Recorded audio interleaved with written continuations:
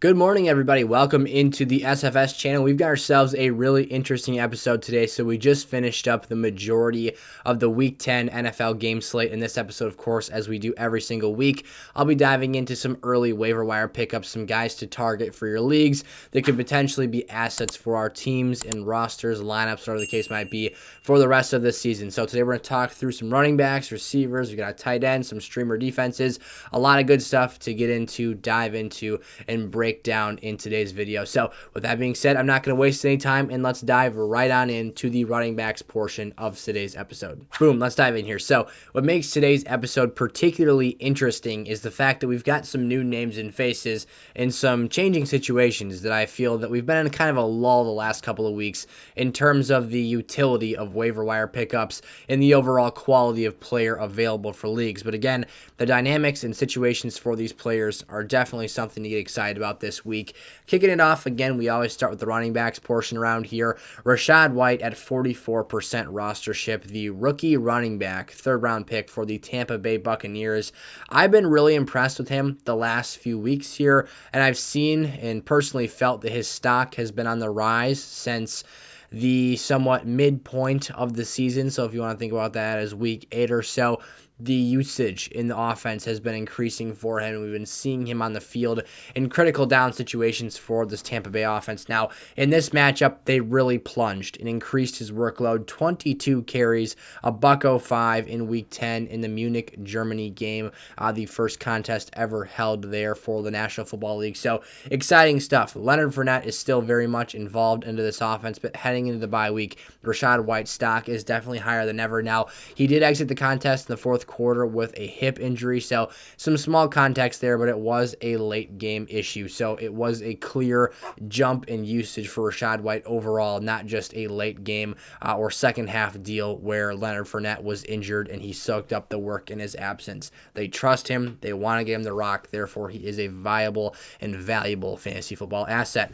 Next up here, Isiah Pacheco. Now, if there's anything to take away from this is the fact that this is a pickup and player for your deeper leagues. This is a 10 and 12 man format or more type pickup, but at 24% rostership, over 3/4 of leagues have him available on the waiver wire, and he is certainly someone that I think is interesting enough to take a look at. Now, for Isiah Pacheco, this is a player that has technically been the starting running back for Kansas City for a few weeks now, but he finally took the jump in terms of snap count, or not, I guess the snap count percentage numbers aren't out yet, but usage numbers, he definitely took the jump in that facet of things. So if you look at Clyde Edwards-Helaire and Jerick McKinnon, who have been involved in this offense throughout the season, they had just one combined rushing attempt. Isiah Pacheco had 16 for 82. He did lose a fumble early in the first quarter. However, what's important here is despite losing that fumble, they didn't just pivot back, this being Andy Reid and the Kansas City coaching staff. They stuck with Pacheco throughout this game and let him lead the way on the ground. Now, he had no rushing involvement. That, of course, is not great. Or, excuse me, no receiving involvement. I apologize. It's late at night here. Sunday Night Football just wrapped up.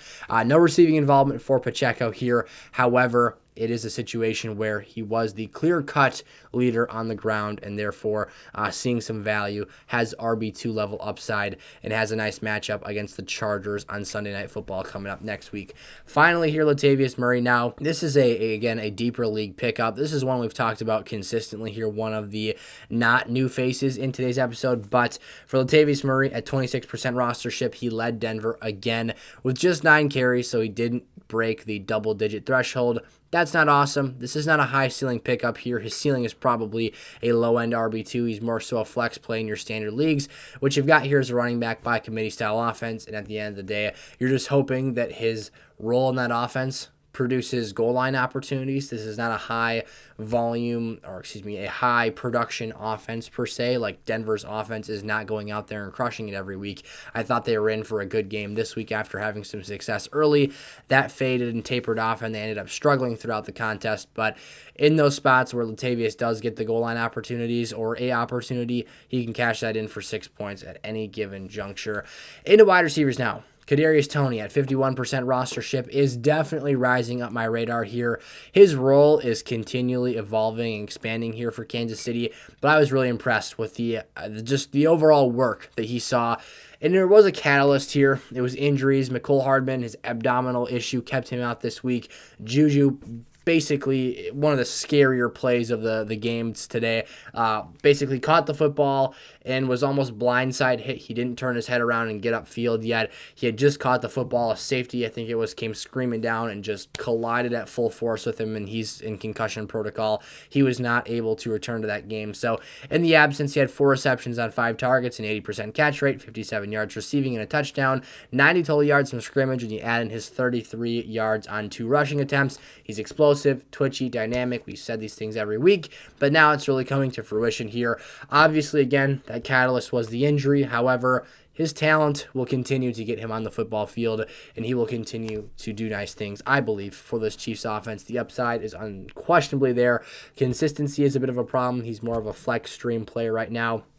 However, if you can make those big plays, you do have a space that is obviously designated for you on some fantasy teams in those 10, 12-plus man formats.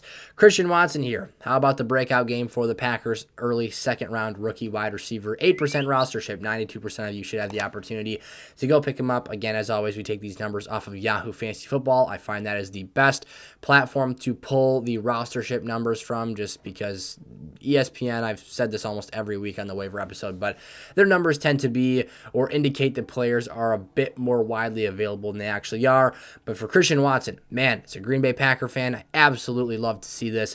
He goes 8 targets, a career high, 4 receptions, 107 yards, and 3 touchdowns, a 59 and 39 yarder being 2 of those 3. And basically carried this Packers offense in the receiving game, stretching the field vertically to their Week 10 victory over the Cowboys. How about them Cowboys? You still them boys. But just kidding there. The Packers are sitting down at a lowly 4-6. So trust me, I've eaten my fair share of humble pie here. Christian Watson, regardless, though, he is not the most fundamentally sound receiver, if that makes sense. His route running is not at an elite juncture quite yet, but boy, are his athletic traits there. He is a burner. He can fly past people. He is a physical, large-framed athlete, so he can get out there and move in space. Basically what I'm saying here, when I'm saying he's not necessarily the most fundamentally sound route runner, he's not Devontae Adams. I'm not trying to point that picture here. He is still not the unquestioned wide receiver 1 in this offense. Let's not forget Romeo Doubs is out right now for the next 4 to 5 weeks. The time frame initially started at 4 to 6 weeks, so I guess you could say 3 to 5 weeks now. But at the end of the day, this is the player right now stepping up into a situation with a short turnaround this week against the 30th ranked Tennessee Titans secondary.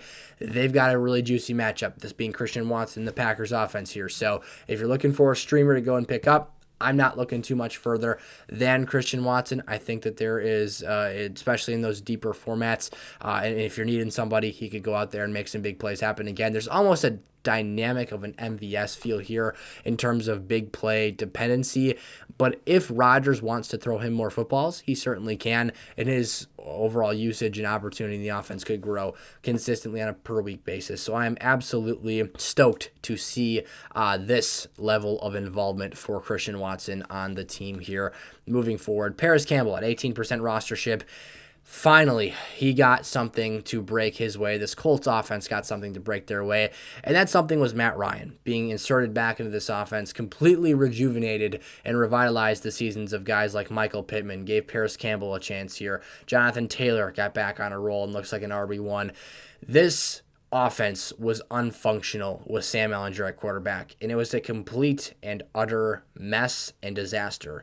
And now with Parris Campbell, you just have a competent ball distributor. Their offensive line looked slightly more competent. I'm not going to say that they were out there playing at a high level, but they certainly looked better than they've been with Sam Ehlinger, leading the way for this team. So at the end of the day for Parris, he now becomes a high-ceiling flex streamer once again.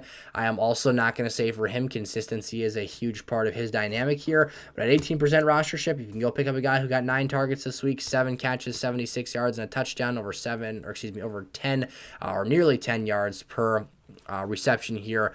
Really like what we saw from Parris. I apologize. My math has been terrible today. It is over 7. He would have 7 for 70 would be 10 yards per clip. So 7.6 yards per reception for Parris Campbell in this game. But at the end of the day, an explosive playmaker. Again, Not someone that you expect to get this target involvement every week, but he is very good after the catch. You saw his touchdown reception was basically he ran a slant route and then ran away from everybody else in the field. So liking his upside, his streaming viability, and obviously a player worth rostering here.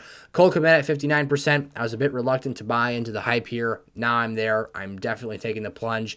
It's a little bit too late for me personally in my leagues. I guess the good news is I've got mostly competent tight end situations, and especially with Dalton Schultz being on the emergent side of things here as of late, a good omen for my fantasy rosters. But Cole Kmet here seems to be a very viable player with Justin Fields' recent emergence in this offense. Cole has 5 touchdowns in his last 3 games here, had a season-high 74 yards on 4 receptions for 74 yards again on 7 targets. Again, 2 touchdowns in this game, so very good productivity. Really all you need out of your fancy tight ends is touchdown production. If he's got the hot hand here and is the favorite red zone weapon for this team right now, that's the direction things are going to trend, or at least you expect them to in the future.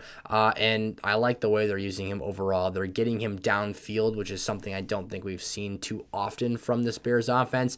And if they consistently use him in that way, he's an athletic player and can make plays. So excited about that. And obviously, any tight end help can be very beneficial for teams. Into our defensive streamers now, kicking it off with the Jets, who actually play a game this week. If you watched last week's episode, we mistakenly, as I said earlier in today's episode, and you've probably heard a couple of mistakes and misspoken words from me here in today's episode. It is nearly midnight when I'm recording this waiver episode. We have just finished up Sunday Night Football. Herbert threw a game-losing interception. Unfortunately, it was a decent game though. But at the end of the day, I looked to week 2 far on the schedule and basically laid out my case for starting the Jets here in week 11 back in week 10, and they had the bye, so it was this awkward mess. Whatever, it's fine. We're taking the Jets here. I'll just quickly recap that. Basically, they've got the Pats this week. We all know the controversy at quarterback, so of course Mac Jones will be the starter. At least that's the expectation for me. But we all know it's not the highest volume offense in terms of the passing game. Their ceiling is not quite high either. If you shut down the run game and put Mac in a situation where he has to basically be the superhero for that team, he's going to turn the ball over. This pass rush for the Jets has been very good. Both teams are off a bye, so hopefully they're on an even playing field in that sense of things. But I like the personnel for the Jets defensively. I feel confident in them this week. And then the next team up here is the New Orleans Saints. Love that picture of Cam Jordan. It's hilarious. 64% rostership sounds high, but for a defense, that's actually not too bad.